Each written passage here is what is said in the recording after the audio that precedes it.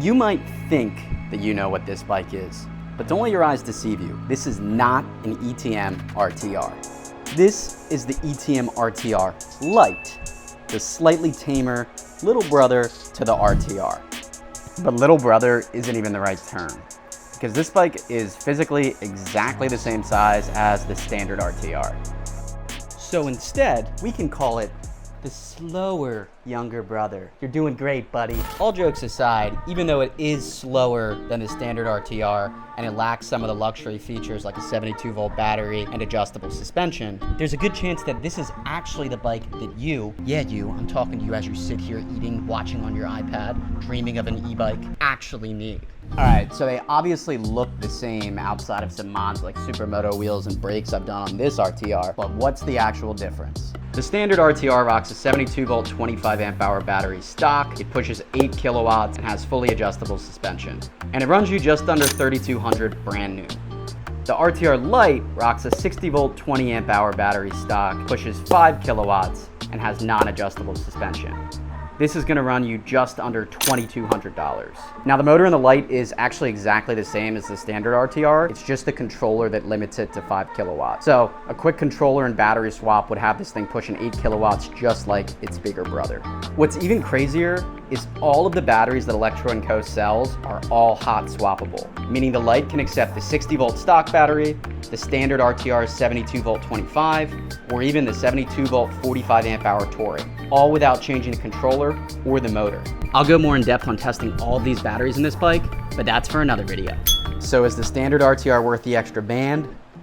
Or does it make more sense to go with the Light option and have $1,000 in your pocket for mods later on? I don't know. I guess we have to go see. Damn, we gotta get out of this garage because it's hot as hell. All right, let's ride. Now it sure looks like an ETM RTR, but does it feel like an RTR? Sitting down, cockpit, everything is exactly the same as the stock RTR. Display, bars, throttle, everything feels exactly the same without moving. You've got 3 different modes here, so 1, 2, and Sport. Sport is just gonna be the full 5 kilowatts, so that's what we're gonna rock it in today. And we're off on the RTR Light. And honestly, it feels exactly like the RTR if I'm being real. I forgot how this thing feels on dirt wheels, and this stock chain on this thing, I will say, it's not ideal. Stock chain isn't great. So if you get this, I would recommend getting the RLV chain. So let's do our top speed test. We're at nearly 100. So Electro & Co claims 45 plus top speed on this thing. Let's see if that's accurate. Up to 41 already, 42, 43, 44, 45, almost up a little hill. Now we're going down a hill. 48, 49, 50. I'm 165 pounds for reference, and this is a good chance to use the brake. The brakes are good, they've got bite, they stop. They're not really like a wheelie brake, I won't lie. They get the job done to stop you. Can lock it up still. Over 45, we got 47, 48 or something there, I think, which is awesome. It's good to know that this thing has got plenty of pep to keep up in traffic. It really doesn't feel much different at all, if I'm being honest with you. We can even get a wheelie in real quick. Dirt wheels are so squirrely, but this thing is a proper little pit bike, so let's go take it off road, see how she does. This is what this little RTR Light kicks butt at. Never been on these trails, but let's do it. Oh my God. So the suspension on this thing isn't adjustable like on the standard RTR, but it still feels honestly kind of the same to me. I'm not a huge off-roader, as you guys know, but it feels very similar. Just eating it up like the little pit bike it is. Can we do trials? Oh, yeah, this thing is just gonna be such a fun, proper little ripper. And if I'm being honest with you guys, difference between 5 kilowatts of this bike and 8 kilowatts on the RTR is kind of negligible, at least in my opinion. Oh my God, it's not an enormous difference. It would be able to get up this, I think, if it had a good rider on it. This is just skill issue here. Wow, that is properly gnarly though, look at that. Ow, I just hit myself with a freaking rock, dude. Yeah, so this thing, I mean, it is very capable off-road. Again, I think if you have the RTR or the RTR Light, they're going to be very similarly capable. The adjustable suspension on the RTR is just like a nice added bonus, but I don't think it's absolutely necessary, especially not if you're really just doing street riding. I don't think it matters nearly as much. I mean, it feels exactly the same as the RTR, dude. It doesn't feel any different. I don't even really notice the difference in power, but 5 kilowatts, guys, is plenty of power. Guys, be nice to your bikes. I got you a flower. But seriously, 5 kilowatts is plenty of power. My OG Razor build with an Electron Co kit literally had the 5 kilowatt kit, and that thing went to multiple mega rides, plenty of group rides, and it performed just fine. It was fast enough, it was torquey enough, everything. And I think a 45 mile an hour top speed really is good enough. I'm actually loving having these dirt tires on it. Rip around here. Dude, like I truly don't notice any difference right now. Just try and wheelie this. Woo! Okay, see, luckily I was in the grass there and I saved that, but it's my only gripe on these bikes. RTR and the RTR Light, they have the same exact brakes. I'm not a huge fan of them. They just don't grip like I'd like them to. So that's something I typically suggest you change first, honestly, if you're into wheelies at least.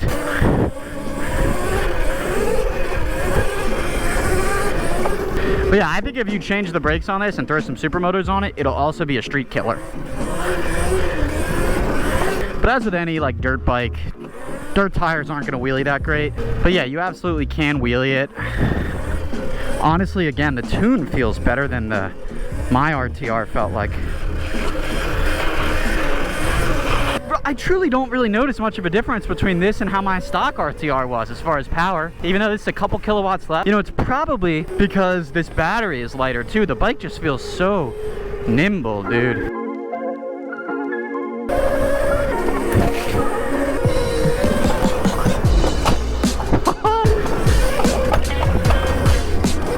The one thing I will say is I do notice the rear shock itself is probably a little bit softer. And obviously it's not adjustable, but it still feels great. It's a small difference. And I mean, honestly, if you know you're really gonna be sending the bike, then get the RTR because it's gonna have better suspension. But for someone like me who doesn't really send it, it's not that big of a deal. Works perfect. And I just want to show you guys that sound is my 3D printed toolkit holder. So it's just moving all around. But just an absolute neighborhood ripper. I have no hesitation that this thing wouldn't keep up with Sur-Ron's standard RTRs. Alright, if I'm the circle wheelie god, I gotta circle it. If you're in the grass with the dirt tires, it circles. Look at that, feet up too. Got him. But if you're just looking for a bike to get outside for as cheap as possible, but also still be reliable, be a lot of fun, and be from a reputable company, this is great. I'm a little scared.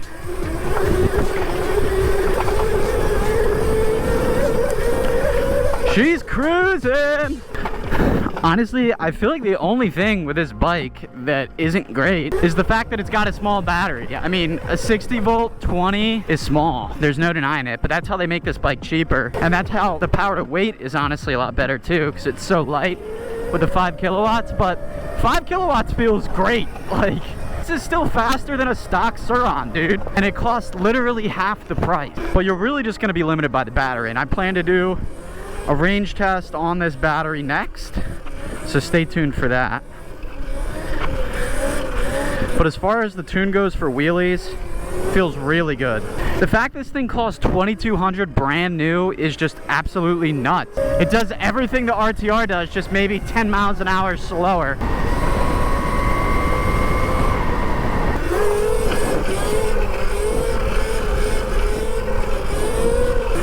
Wheelies with ease.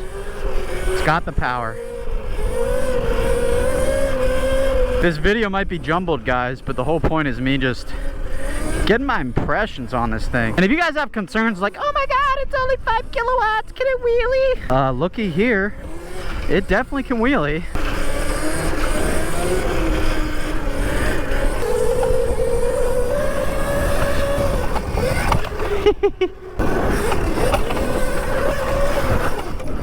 Oh, I almost lost it there, bud.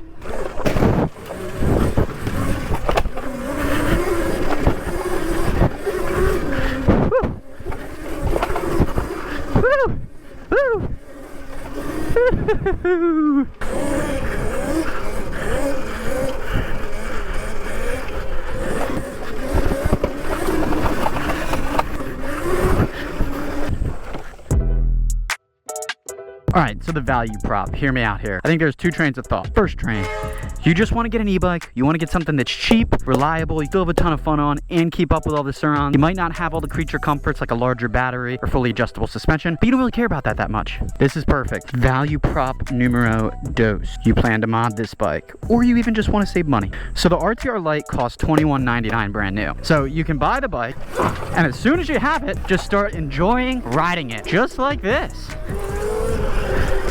Whee!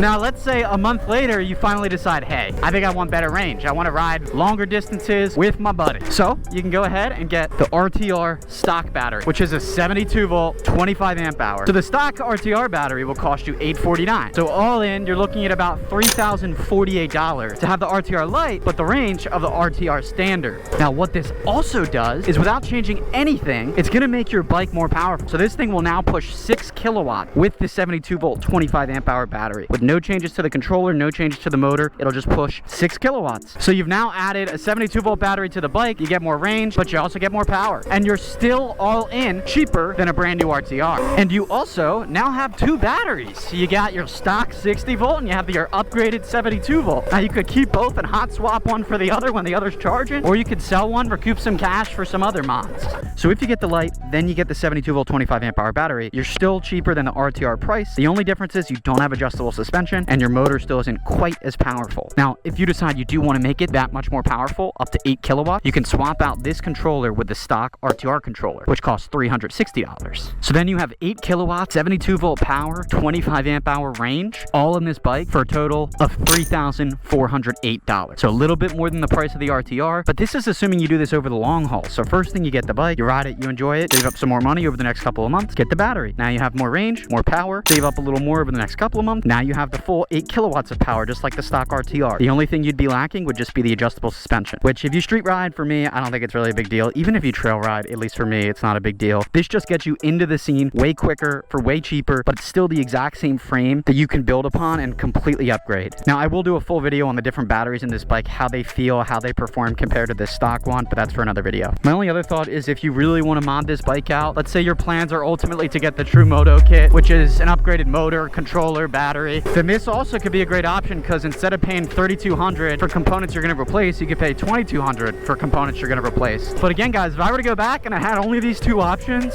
I'm buying the RTR Light all day, dude. The beauty is I can ride while I mod it. I'll slowly mod it over time, enjoy the bike in the interim, and, you know, most importantly, I have something to ride and get outside on. $2,200 bike! Come on now. So those are just silly ConnorG's thoughts, but I really think that Electro & Co. cooked up some fire with this thing, dude. Honestly, you can't really go wrong with either the RTR Light or the RTR. If it's me, I'm probably buying the RTR Light. If I didn't have an RTR supermotoed already, the first thing I would do is throw some supermotos on this baby. The throttle feels so good.